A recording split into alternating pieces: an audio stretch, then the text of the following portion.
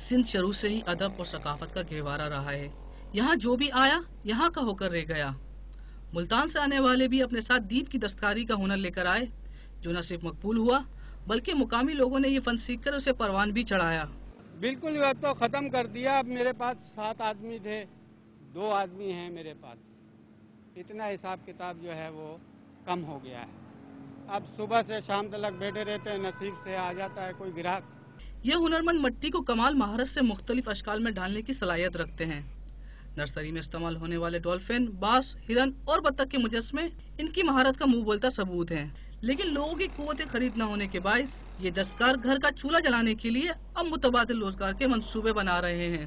2 سال ہو گیا مندہ ہے، نہیں ہوتا کام، اتنا کام نہیں ہے. پہلے کام صحیح تھا. یہ تو خراب ہوتے ہیں، کیا کرے، بچے ہیں چھوٹے چھوٹے، مجبوری ہے، کرنا پڑتا ہے. وجہ جو بھی ہو، دید دستکاری سے وابستہ افراد مایوسی کا شکار ہیں. ان ہنرمندوں میں امید کی کرن جگانا ارباب اختیار کی ذمہ داری ہے. کیمرہ مین محمد نبیل کے ساتھ تنویر احمد، ڈان نیوز، کراچی.